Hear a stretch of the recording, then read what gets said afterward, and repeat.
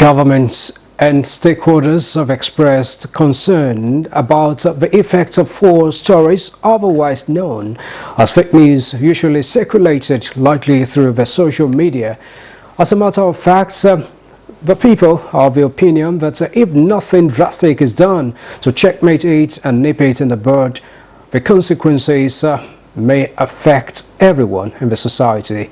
Now, just recently, Bishop Matthew Kukah's case, who refuted a case of fake news item on social media that says his house was burnt down in Sokoto, was a valid example.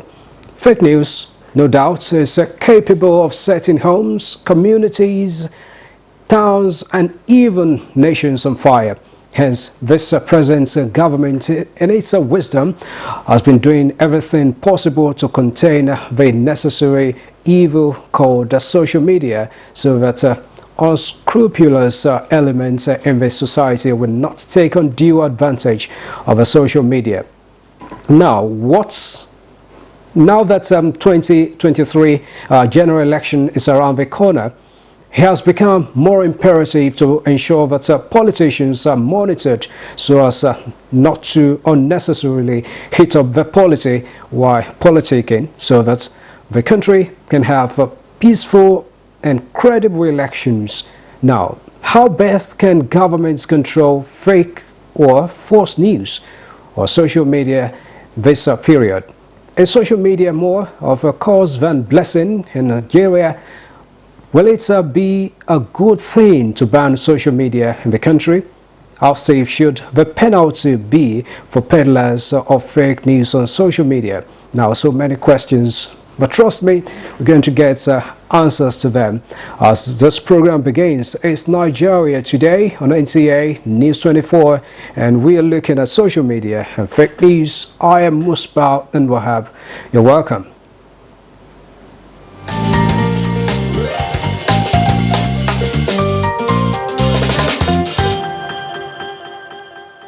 Right, joining me in the studio to have this conversation on social media and fake news is the Special Advisor to the Director General of National Orientation Agency, NOA, David Akoji. Is a regular face on NTA. Good to have you again, Mr. Akoji. Thank you very much for having me, Musbah. It's a pleasure to be here. Good to have you once more.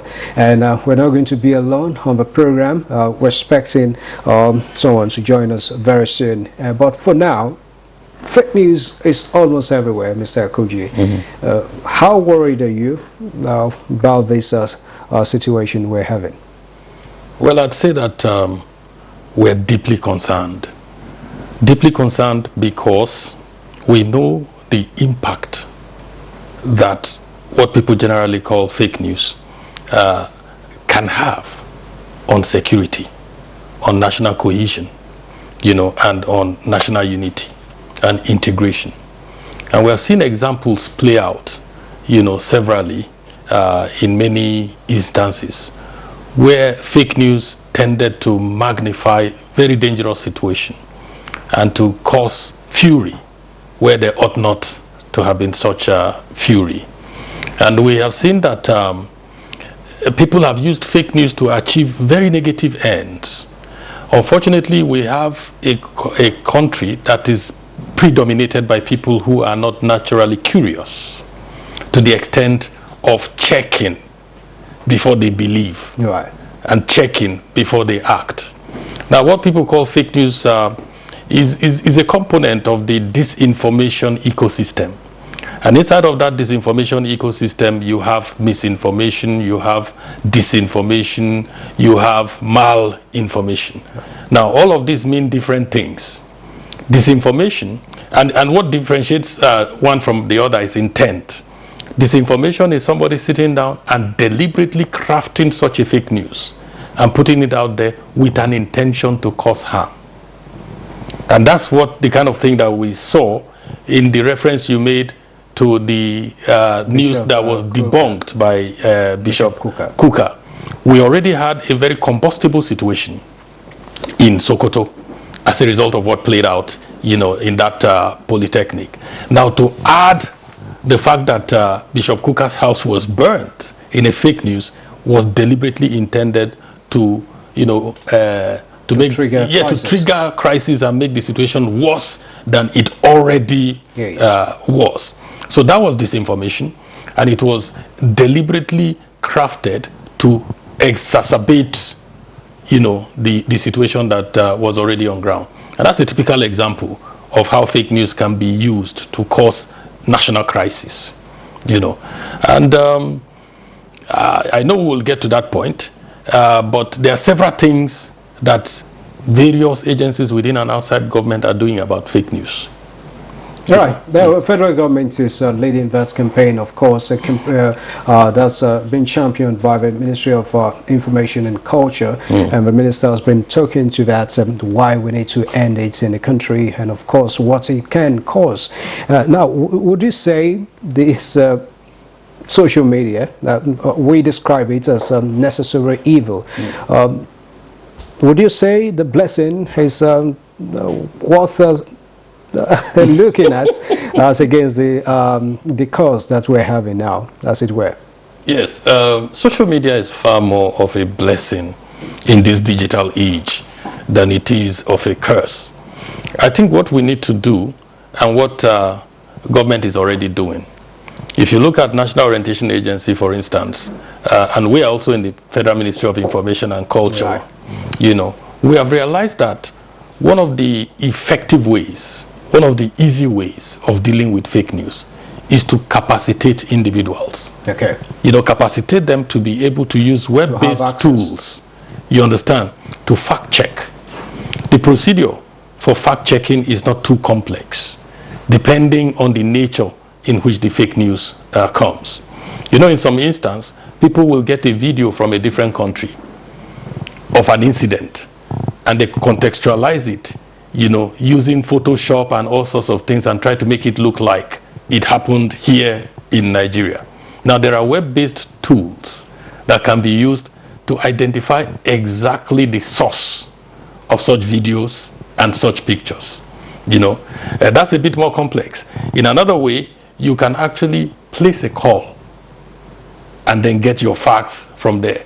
We thank God for the response that we saw from Bishop Hassan Kuka, where personally he debunked that news. And that had the immediate effect of diffusing the tension that fake news was intended, to instigate.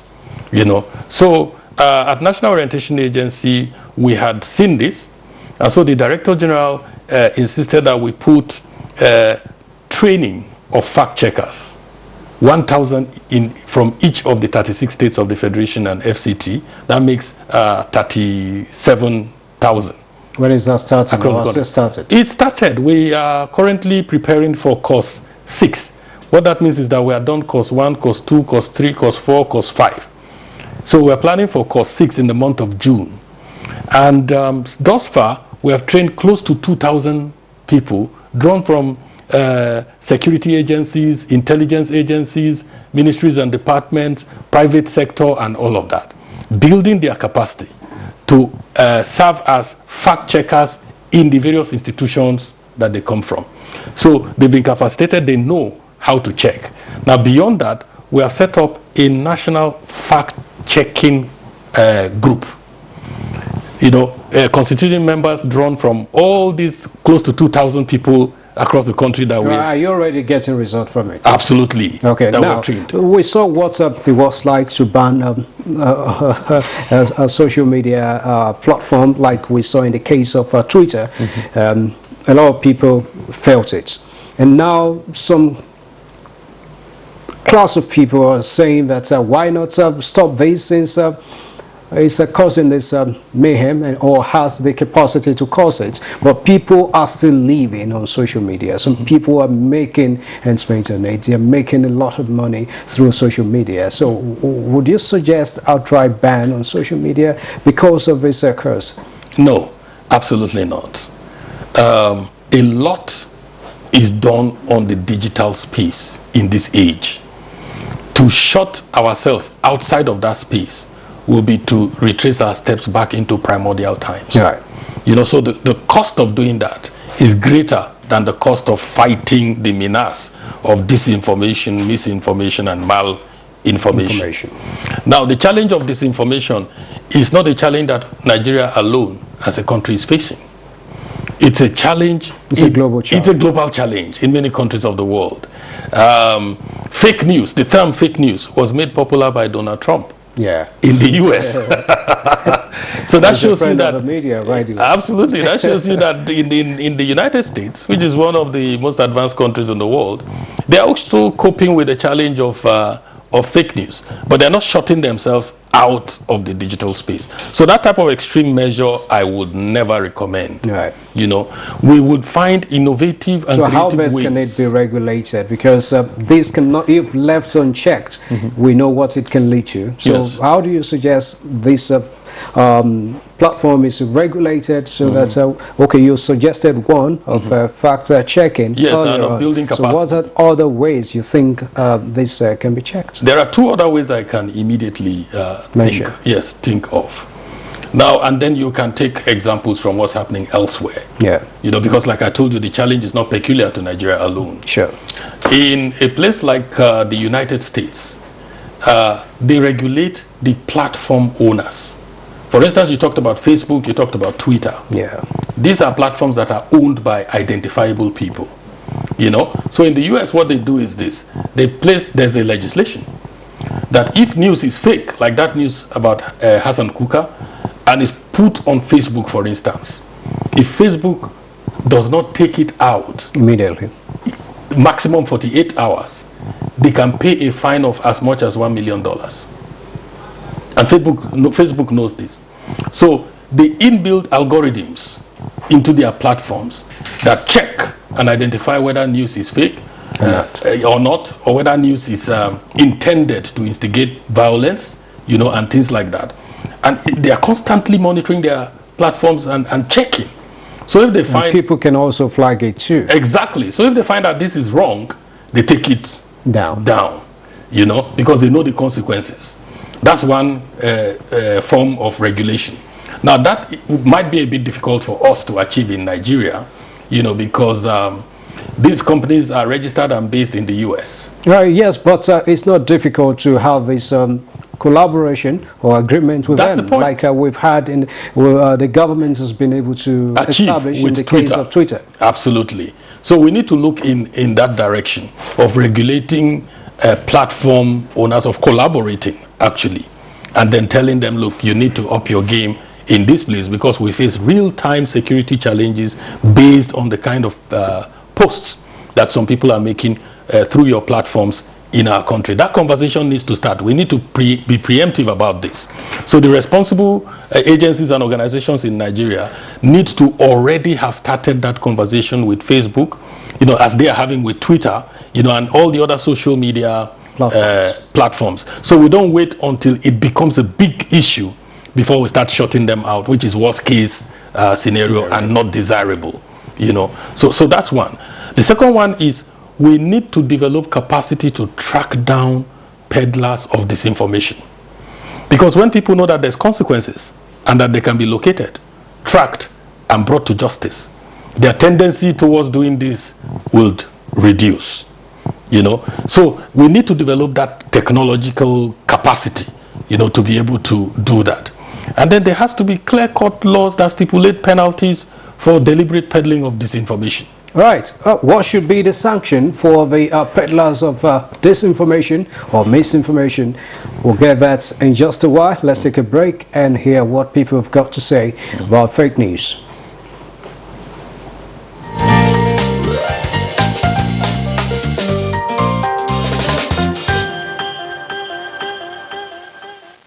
Well, I don't believe news on social media because they've not been processed. It's not the processed news.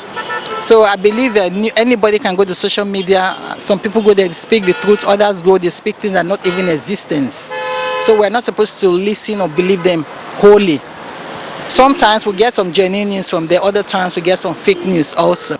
Government has to create what is called an enabling environment for verification of all the news. And, you know, there are things, so many things that have to be put in place by government and the individual equally to check whether a news is fake or not. But it's for professionals. It's for professionals like NTA. It's unfortunate, you know, we have social media here and it's here with us to stay, you know. I think people should do due diligence, you know, when they hear about something. They shouldn't be in a hurry to pass it across. Well, we are in the era of social media now, and I don't think there is anything much government can do, because if government try to do anything to curtail fake news or propaganda, it will just be as if government is against freedom of speech. You understand? But what I will only advise people, the masses, is to make sure that they know the root or the source of any news they are reading before they believe on it. I verify my news by practical experience, going out to investigate by myself. When I heard that fake news, I was serving that time at Kebbi State. That one of my sister was involved in stealing some yams.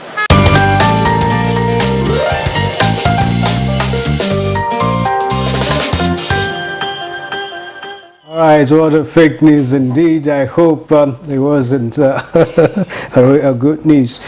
Okay, views of some Nigerians there about fake news. I like a particular thought there, talking about the freedom of expression, which we're still clamoring for. We're still not there yet. In fact, the press are still asking for more freedom to be able to inform the society, the people, appropriately.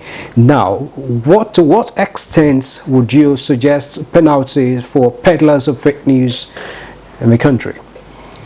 There are some people, like I said earlier, who peddle disinformation deliberately to achieve predetermined ends. Now, for people who do things like that, it's a criminal act. You know, for instance, if Bishop Kukah had not come out to debunk that news, you understand, that information has capacity to lead to deaths of other people as a consequence of that across the country. You know, so it's a very criminal offense that should attract very severe penalties. So we need to look at our laws and see, how do you deter people from this type of using fake news to instigate people to violence that can be linked to additional deaths, you know, outside of the one that everyone is lamenting and decrying about, you know. So I think that the penalties should be very, very stiff. Right. Thank you very much, Mr. Akuji. Now, people will say there is no smoke without fire. Some people are benefiting from this. They must have intent to achieve a particular thing before putting out any fake story or news. And in this, politicians are culpable. Sometimes they are accused of fingers have been pointed towards their direction. And we're approaching 2023 general elections now. What do you think should be done in this regard? How to checkmate politicians from using these platforms to cause mayhem? You know, unfortunately, our national politics and the kind of politics that's played even at subnational levels, you know, are not yet truly reflective of a desire to serve. What you see predominantly is a desperation to acquire power. Right. You know, now if the intention is a desire to serve, there would be no need to resort to disinformation and fake news. You understand? To instigate one set of people against another set of people. But unfortunately, we are not there yet. Sometimes it comes in form of volatile utterances, and not just fake news as it could be, but making utterances that can even set the community or society on fire. Absolutely. And all of this is to serve political purposes. Sure. You know? We have seen it play out in elections after elections. Unfortunately, a good number of our politicians are not good losers. And politics is a context. Elections is a context. Everybody cannot win at the same time. So we intend to reach out to politicians as we build up to the elections in various political parties and have conversations with them so that they get to realize the tremendously negative impact that the resort to disinformation can have. We need to have a country that is stable and peaceful for us to be able to have peaceful elections and then elect leaders into various positions. If our country is thrown into chaos, it will become difficult to have elections. So politicians will not be able to realize their aspirations under an atmosphere of chaos that's caused by fake news, by resort to fake news and disinformation. So we will continue to have engagements with political leaders and political parties and draw their attention to this. Sometimes they do this without realizing the possible consequences.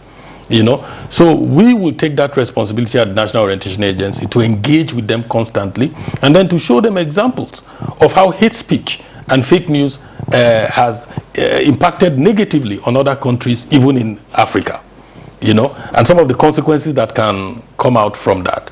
Okay, apart from physical engagements, how is NOA also maximizing or leveraging on social media as well to talk to this effect? Well, we have in-house people that have been trained on fact-checking, Right. you know, and we are on all the social media handles, Twitter, Facebook, WhatsApp, Instagram.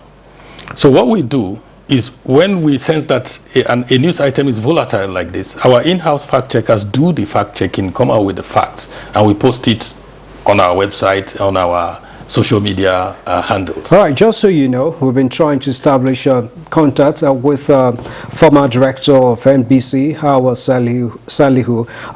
He's been making a good effort to join us and he's here. Let's quickly hear from him. How bothered are you about the situation of fake news? And as we round up this program, what would you suggest to checkmate fake news in the country, particularly as we're getting towards 2023 general elections? Well, fake news is, of course, very dangerous, and it has the capacity and the capability to cause all kinds of problems for the country, which we hope we'll be able to overcome. One of the first things that needs to be done in order to make sure that fake news does not affect us is to try and educate the public on the importance of being of media literacy, to understand the importance of what kind of news to believe, to understand the importance of source, to understand the importance of attribution, who is saying it and what is the proof, and also to understand that if you cannot verify any story from the social media, check the conventional media, look at it, and then try and find out how true your story is. There's nothing more dangerous than sharing a story that you do not, whose authenticity you cannot confirm. You would not only you yourself be convinced or be part of the problem, you would also be creating more problems for other people who might believe you. All right, thank you very much. Can you quickly give us some words of advice to people, Nigerians, as we approach elections, in being careful against spreading or forwarding of fake news, because usually what you get is people send to you and you forward looking like a very good news to share? Yes, well, it's very important for people to understand that when you get any piece of information, you should ask yourself several questions. Question number one, who is sending this information to me? Question number two, why is that person sending the information to me? Question number three, what is the impact or consequence of sharing this, this information? I think if we ask these questions before we click that button, we will be saving ourselves a lot of problems, because if somebody sent you something, that person must have a reason for sending it to you. If somebody is asking you to share something, that person must have a reason for wanting you to share it. And if you share what is going to cause chaos, then you have become part of the chaos. So it's very important to ask those questions before you share anything on social media. Now, the fact is I have checked and I've confirmed that it's not fake news. That's you and Mr. David Akoji have made valid points on the program tonight. On that note, gentlemen, I want to say thank you. Former Director of NBC, Awas Salihu, and the SHO Director General of NOA, David Akoji. We really appreciate your perspectives tonight on the program. Thank you for having us. Right, that has been Nigeria Today, tonight on NTA News 24. Thanks a lot for being part of it. Play your role, stop fake news.